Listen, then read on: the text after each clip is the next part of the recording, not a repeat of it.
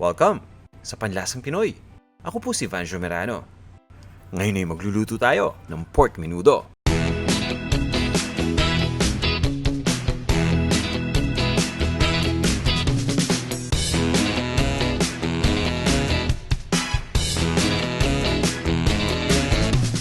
Ito yung mga ingredients na gagamitin natin para sa recipe na to. Pork at liempo ang gamit natin dito. Ito naman yung patatas, yung carrot, soy sauce o toyo, tomato sauce, hotdog, at atay ng baboy. Kailangan din natin dito ng pinatuyong dahon ng laurel, kalamansi, sibuyas, luya, bawang, asukal, ground black pepper, at ng asin. At para mas buong-buo ang lasa ng pork, gumagamit ako ng Knorr Pork Cube. Bukod sa mga ingredients na to, kailangan din natin gumamit ng tubig at ng cooking oil.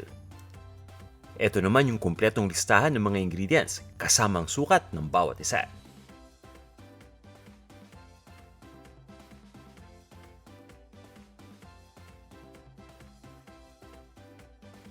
Kung handa na kayo, tara, umpisa na natin. Pagsasamahin lang natin yung liempo, yung soy sauce o yung toyo, pati na rin yung kalamansi sa isang bowl. Bukod sa kalamansi, pwede tayong gumamit dito ng lime o ng lemon. Pagkatapos ay haluin lang natin itong mabuti. Mahalaga dito na ma-absorb ng pork yung lasa ng soy sauce at ng kalamansi. Kaya naman kailangan nating ibabad ito dito ng at least 30 minutes.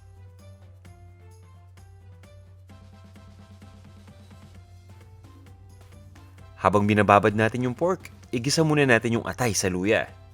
Magpapainit lang tayo ng pan at lagyan na natin ito ng mantika. Papainitin lang natin ito. At kapag mainit na, ilagay na natin dito yung luya.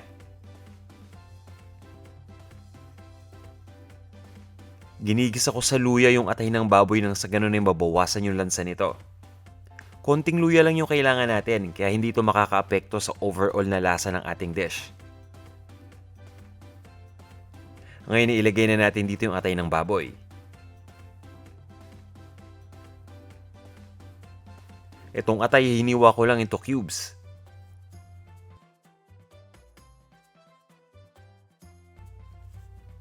Itutuloy lang natin ang pag-isa dito hanggang sa mag-light brown na yung kulay ng atay. Alam nyo, para sa akin, napaka-effective nitong method na to. Dahil dati talaga, simula bata hindi ako kumakain ng atay dahil nga nalalansahan ako. Yung tipong unang tikim mo pa lang ng atay, ayaw mo nang umulit. Pero nga nung nasubukan ko tong technique na to, ay masasabi ko talagang malaki yung pagkakaiba. At para malinaw hindi nito tinatanggal yung lasa ng atay. Atay yan so hindi natin matatanggal yung lasa niyan. Ang ginagawa nitong luya ay binabawasan nito yung gamey flavor ng atay. Nang sa ganun hindi na ito maging malangsa. Ngayon ay set aside muna natin ito. Ngayon naman ay magdadagdag lang tayo ng mantika doon pa rin sa pan na gamit natin kanina. Painitin uli natin itong mantika. At pagkatapos ay igisa na natin yung sibuyas at yung bawang. Ang gamit ko dito ay sibuyas na pula na hiniwa ko lang ng maninipis at maliliit na peraso. Pwede kayong gumamit dito ng puti o na dilaw na sibuyas. Ngayon ay tutuloy lang natin ang pag-isa dito sa sibuyas ng mga 30 seconds. At pagkatapos ay ilagay na natin yung bawang. Ito namang bawang ay dinikdik ko lang at pagkatapos ay hiniwa ko ng maliliit na peraso. Itutuloy lang natin ang pag-isa dito hanggang sa tuluyan ng lumambot yung sibuyas. Pabayaan lang din natin na mag-brown ng konti yung bawang.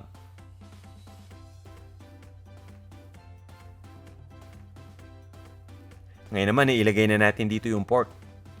Ito yung pork na nababad na natin sa soy sauce pati sa kalamansi.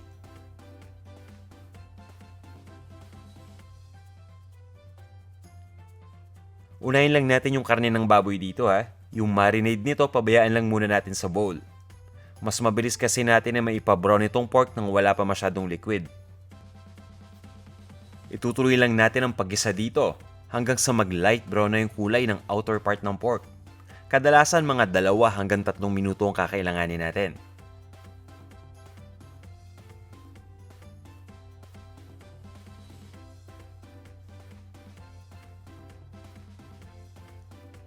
At ngayon naman, pwede na natin ditong ibuhos yung natira na marinade. At pagkatapos ay maglalagay din tayo dito ng tomato sauce. Pagdating sa tomato sauce, isang maliit na lata lang ang gamit ko dito, yung 8 ounces. Haluin lang natin ito at pagkatapos isusunod na natin dito yung tubig.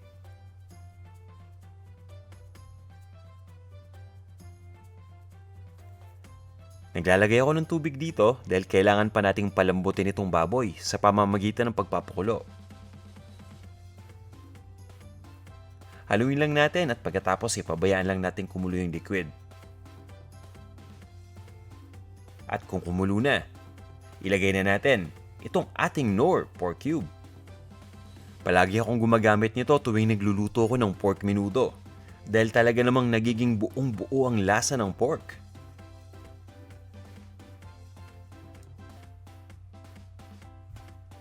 Haluin lang natin ito. At pagkatapos, ilagay na natin yung dried bay leaves. Ito yung kilala natin sa tawag na pinatuyong dahon ng laurel. Nagbibigay ito ng kakaibang amoy na napakabango talaga dito sa ating menudo. Takpan lang natin itong ating lutuan at ituloy lang natin ang pagluto ng 45 minutes to 1 hour o hanggang sa lumambot na ng tuluyan yung baboy. At sa puntong ito, ready na yung baboy natin. Malambot na ito. Haluin lang muna natin ito. At pagkatapos, ilagay na natin dito yung atay. Ito yung atay na nagisa natin kanina sa luya.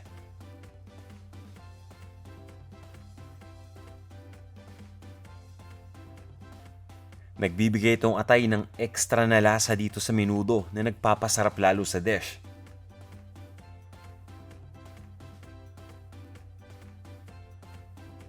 Ngayon naman, ilagay na natin dito yung hotdogs. Syempre pa kapag Pinoy na menudo ang pinag-uusapan, dapat meron tayong Pinoy red hotdogs, di ba? Haluin lang natin ito.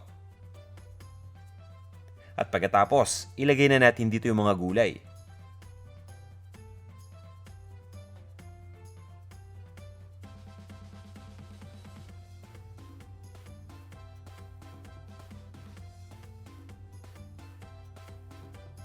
Ito na yung carrot.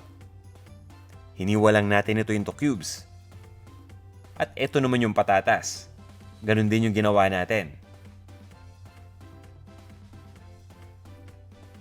Haluin lang natin ito sandali at pagkatapos ay tatakpan lang natin itong ating lutuan.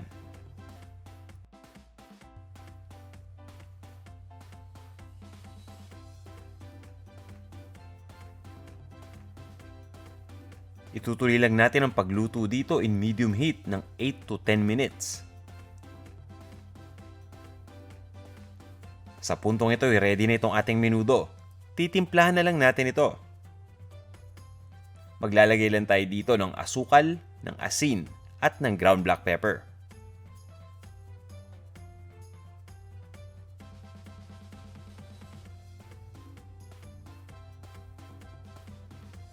Ito na yung asukal. Asukal na puti ang gamit natin dito. Ito naman yung ating iodized salt. Pwede rin tayong gumamit ng rock salt dito. At ito naman yung ground black pepper.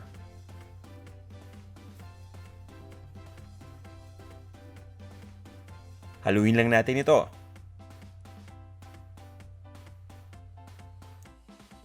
Itutuloy lang natin ang pagluto ng 1 hanggang 2 minuto pa. At pagkatapos, ililipat lang natin ito sa isang serving bowl. At iserve na natin.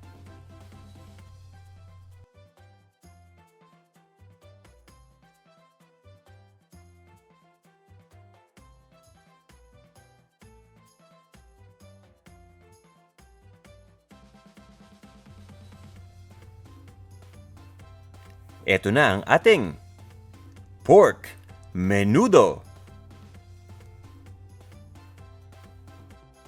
Tara, tikman na natin to.